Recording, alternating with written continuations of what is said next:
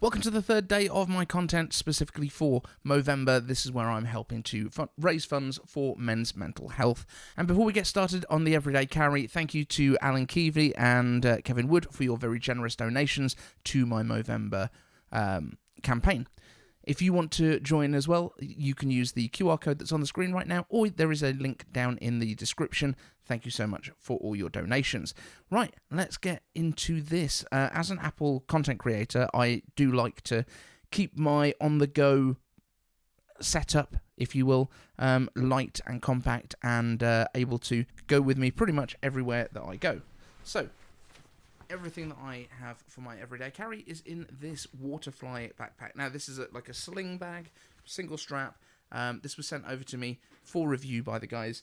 As I've said in previous videos, I'm terrible at reviewing things, so I have had this for about 6 months. I've been using it quite consistently. I've used it at music festivals.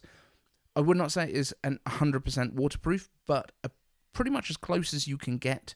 I've had no issues with water ingress, but, you know, your mileage may vary. But it's a really nice, compact, high-quality design. As I say, I've been using it for 6 months. There's no issues with any of the zips or anything like that. But let's have a look at what we've got inside.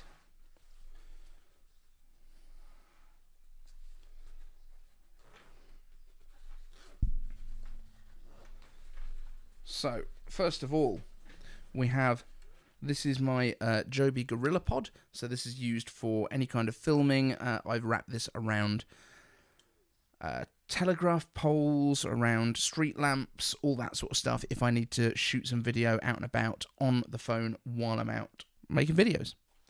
But having it just handy is really, really good. This is my work iPhone 12, so this is it's an old phone, but it's solid. The battery life is still really, really good on this one. I wish I could say that the battery life is as good on my iPhone 12 Pro, which is my personal phone. That's actually what we're filming this on right now, so hello. I wish I could say that the battery life was as good, but this phone is, you will understand if you've been watching this channel for a while, a phone that I picked up because I got mugged and lost my iPhone 16 Pro Max earlier in the year.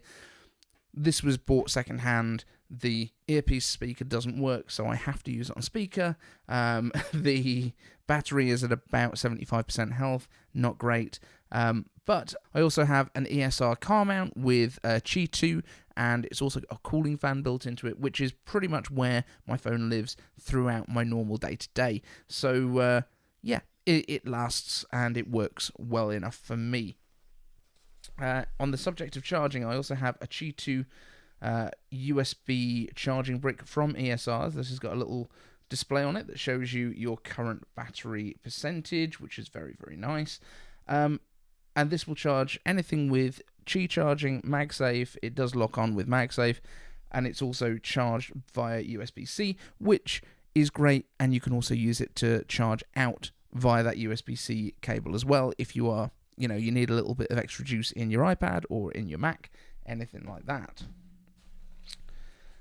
The sort of core of my on-the-go is this, which is my iPad mini. It's the iPad mini with A17 Pro, which I picked up pretty much as soon as it was released. And yeah, this thing is an absolute beast for me. Honestly, I've been using this pretty much from the day it was released. It is the perfect size of iPad for me. It does run all of the new windowing stuff that you get with iOS 26, which is great. It means that you can take any app and just pop it into a little window. It does make life much easier. And of course, I've got it paired with the Apple Pencil Pro. I do a little bit of stuff in Procreate. And the only other thing I would say that's a little bit different about this, you might notice that the display is quite matte. It is a matte screen protector, but it also does get bombarded a little bit with spray paint because I use this when I'm painting my Warhammer miniatures and stuff like that at my desk. And quite often I'm using an airbrush and that kind of thing. But this also means that this is a perfect device if I am out and about and I need to reference, for example, Warhammer 40,000 rules. All of the Warhammer rules live in here as well. So this is a great little key document that I can use to reference while I'm playing. Good fun. And if you didn't know that I'm a Warhammer player, I do also have a second channel called iCaveDave. You can go and check out all of my more geeky stuff over there, including the servo skulls that I've built with Amazon Alexa built in, and all of that jazz.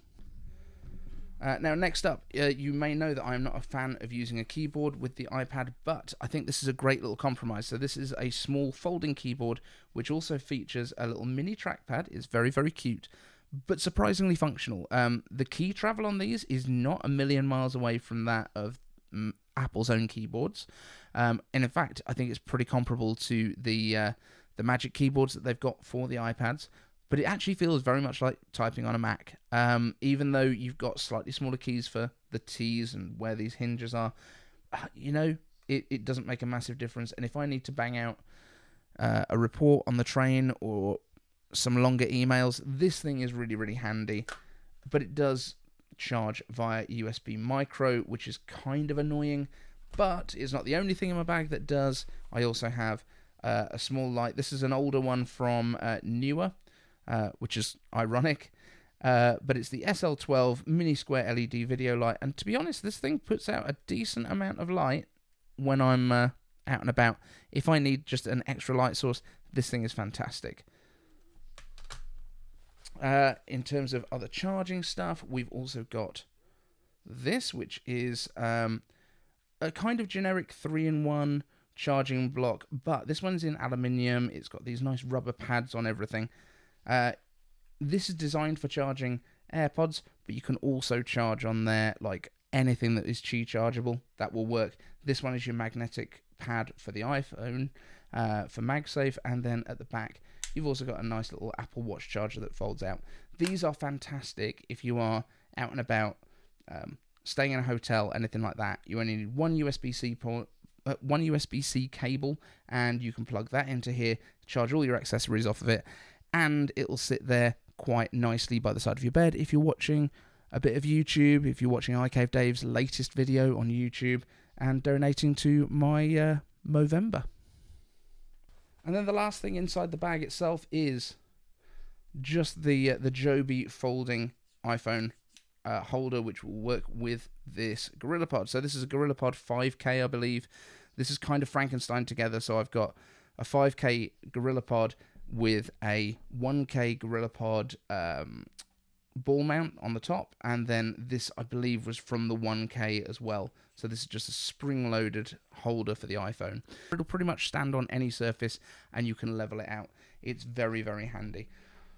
But all of that being said, this bag to actually keep everything in is fantastic. You've got a couple of water bottle pockets on the sides. The zips have been super resilient. There's no damage to anything on the bag. There's nothing that started to fray.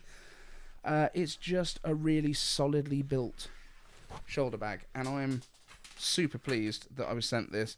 As I say, I've been using it at music festivals, everything else, and it's absolutely rock solid. Got a little phone pocket on the chest strap there. You can adjust the length. Obviously, you know, this is not exactly revolutionary, but it's a really solidly built bag. Everything feels quality on it. And if you want to check it out, there'll be a link in the description for pretty much everything that's here.